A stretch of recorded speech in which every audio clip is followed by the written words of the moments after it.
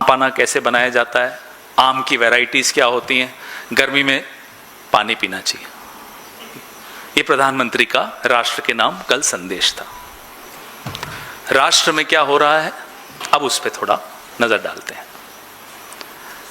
लगातार एक के बाद एक पेपर लीक की घटनाएं हम रोज देखते हैं। आत्महत्याएं होती हैं, नौजवानों की आत्महत्याएं होती हैं। सीबीएसई में बड़े बड़े इन्वेस्टिगेटर्स जो नहीं कर पाए, सीबीएसई जो खुद नहीं कर पाई, एक 19 साल के बच्चे ने, एथिकल हैकर ने पूरा सिस्टम आप सबके सामने खोलकर रख दिया। प्रधानमंत्री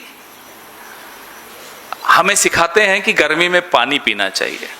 थोड़ा चुल्लू भर पानी अगर धर्मेंद्र प्रधान जी के पास भेज देते तो देश का थोड़ा भला हो जाता।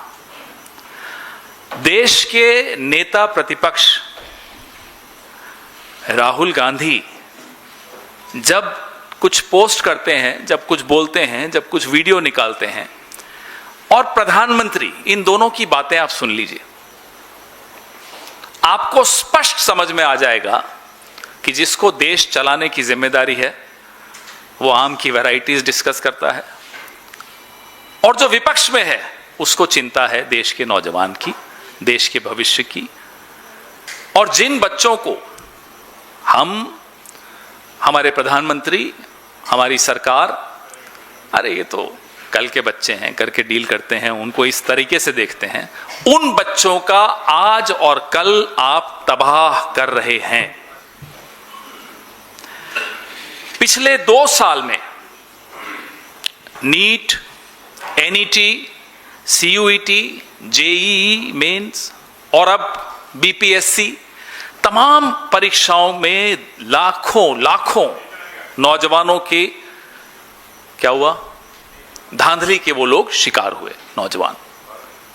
लेकिन बात सिर्फ कॉम्पिटिटिव एग्जाम्स की नहीं है।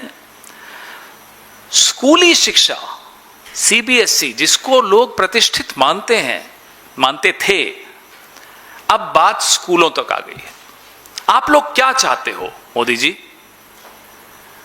कि बोर्ड एग्जाम्स में घपला, फिर कॉम्पिटिटिव एग्जाम्स में घपला, फिर एम्प्लॉयमेंट में बीपीएससी जैसी सर्विस कमीशंस में घपला। आप चाहते क्या हैं कि नौजवान आपके लिए तैयार हो जाएं, वो अनपढ़ रहें, वो जाहिल रहें, बेरोजगार रहें और संघ की शाखाओं में जाएं, और हमारे त्योहारों पर मस्जिदों के सामने डीजे पे नाचें।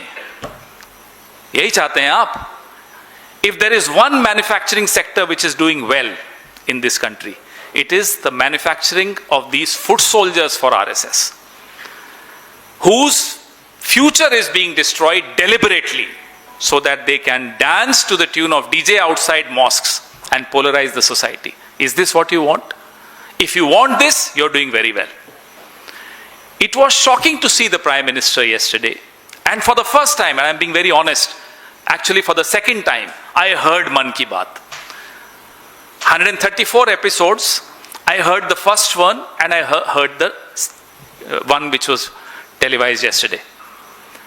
Thinking and hoping against all hopes that the Prime Minister will talk about CBSE, will talk about NEET, will talk about the destruction of the future of our youth. No. He discussed the varieties of mangoes. He discussed the recipes of Jaljeera. He discussed, as if we don't know, the need to have water during summers. Thank you, Prime Minister. And you compare what the Prime Minister does every day in his public utterances, in his posts, social media posts, with what Mr. Rahul Gandhi has been doing for the last 1 week, 10 days. You see the difference. And you then start wondering, does the country deserve this man as a Prime Minister? The man who is teaching us how to have water in summers? Is this what the Prime Minister of India is supposed to do in the midst of a crisis that our younger generation is facing? And this is the crisis which will be an everlasting crisis because the entire generation gets destroyed. their future gets destroyed. अब एक नारा था, न खाऊंगा न खाने दूंगा। मुझे लगता है वो नारा गलत था। न पढ़ूंगा न पढ़ने दूंगा, यह है असली नारा, और यह पूरे कैबिनेट का नारा है। आप तमाम मंत्रियों के ट्वीट्स उठाकर देख लीजिए, फेसबुक पोस्ट, इंस्टा, जो भी देखना है देख लीजिए। किसी एक मंत्री के मुंह से निंदा निकले सीबीएसई की, शिक्षा मंत्रालय की, तो मैं मान जाऊंगा। एक धर्मेंद्र प्रधान जी हैं। अरे साहब, आप पर सवाल पूछे जा रहे हैं, आप जवाब दीजिए। कहते हैं राहुल गांधी फ्रस्ट्रेटेड है। जी हां, राहुल गांधी फ्रस्ट्रेटेड है, कांग्रेस पार्टी फ्रस्ट्रेटेड है, पूरा देश फ्रस्ट्रेटेड है। क्यों फ्रस्ट्रेटेड है ये पूछिए। क्योंकि आप देश की मौजूदा पीढ़ी के साथ खिलवाड़ कर रहे हो, इसलिए फ्रस्ट्रेटेड है। और ये फ्रस्ट्रेशन आप में दिखनी चाहिए, आप में नहीं दिखती। क्यों नहीं दिखती? ये सवाल हम आपसे पूछते हैं। क्या रिश्ते हैं आपके इस कंपनी के साथ जिसके बारे में रोज कुछ न कुछ चर्चा हो रही है? अभी उस पर आऊंगा मैं। क्या रिश्ते हैं आपके? क्या व्यावसायिक रिश्ते हैं, सामाजिक रिश्ते हैं, कौन से रिश्ते हैं? और मैं ये क्यों बोल रहा हूं? किसी कारण से और पूरी जिम्मेदारी के साथ बोल रहा हूं। सीबीएसई पर थोड़ी चर्चा और करनी चाहिए आज।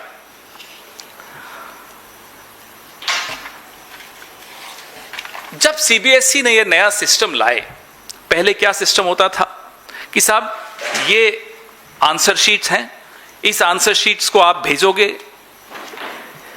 और इन्विजिलेटर जो होगा, एग्जामिनर जो होगा, वो उसको जांच करेगा उत्तरों की और मार्क्स देगा। बहुत सिंपल सिस्टम था, ये सिस्टम था। इन्होंने कहा नहीं साहब, ये सिस्टम तो नेहरू जी का सिस्टम है, इसको हटाओ। ये कांग्रेस का सिस्टम है, इसको हटाओ। अब मोदी जी का सिस्टम आएगा। क्या था मोदी जी का सिस्टम? साहब, मोदी जी का सिस्टम यह था कि अब फिजिकल कॉपीज की जगह स्कैन्ड कॉपीज, यानी कि डिजिटल कॉपीज पोर्टल पे डाली जाएंगी। ये आंसर शीट है, इसको आप स्कैन करेंगे, ये पोर्टल पे जाएगी। ठीक है साहब, इसके लिए कंपनीज आइडेंटिफाई करनी पड़ेगी, टेंडर निकालना पड़ेगा। टेंडर निकालने के लिए आपको कुछ पैमाने रखने पड़ेंगे। They have to be some standard operating procedures। जो टेक्निकल स्टैंडर्ड्स होते हैं वो बड़े दुरुस्त होने चाहिए, बड़े पुख्ता होने चाहिए, ताकि कोई गलती ना हो। ठीक है, तो पहला राउंड हुआ टेंडर का। पहले राउंड में टीसीएस नाम की कंपनी, अकेली कंपनी थी, टाटा कंसल्टेंसी सर्विसेज, जो कि मार्केट की, इंडस्ट्री की एक लीडर मानी जाती थी। चलिए साहब, बोला नहीं एक ही कंपनी है, एक ही बिडर है, कैसे हो सकता है? एक और राउंड। अब जब दूसरा राउंड, उसमें कोई नहीं आया। फिर अगस्त 2025 में दो कंपनीज ने क्वालिफाई किया, टीसीएस और ये कोएम्प्ट एड्यूटेक। कोएम्प्ट एड्यूटेक, जिसके बारे में मैंने अभी एक सवाल उठाया कि धर्मेंद्र प्रधान जी, आपसे इनका क्या रिश्ता? और भाजपा के बाकी नेता भी बता दें, खुद ही बता दें, नहीं तो कोई 18-19 साल का लड़का फिर निकाल के ले आएगा कि साहब ये रिश्ता है। तो उससे पहले खुद ही बता दीजिए क्या रिश्ता है। अब क्या हुआ कि अगस्त 2025 में जो टेंडर आया, इसमें ये दो कंपनीज क्वालिफाई की। टीसीएस तो साइड में हो गया, कोएम्प्ट एड्यूटेक सामने आ गया। उसको क्वालिफाई करवाने के लिए जो स्टैंडर्ड्स होने चाहिए, जो पैरामीटर्स होने चाहिए, जो क्राइटेरिया होना चाहिए, उस सबको हल्का कर दिया गया, डाइल्यूट कर दिया गया। क्यों? ताकि कोएम्प्ट को लाया जा सके, उसको ये ठेका दिलवाया जा सके। क्या क्या काम किया, क्या क्या डाइल्यूट किया, वो आप सुन लीजिए। जो डीपीआई एक प्रिंट क्वालिटी होती है, वो 300 होनी चाहिए थी, टेंडर की कंडीशन थी, उसको घटा के 200 कर दिया। क्यों? ताकि कोएम्प्ट को लाभ पहुंचाया जा सके, उसको क्वालिफाई करवाया जा सके। जो स्कैन क्वालिटी की मैं बात कर रहा हूं, जो एक कंपलसरी चीज थी, रोबोटिक हाई स्पीड स्कैनर, बड़ा महत्वपूर्ण चीज है, ये मैंडेटरी था। मई 2025 जो पहला टेंडर था उसमें आप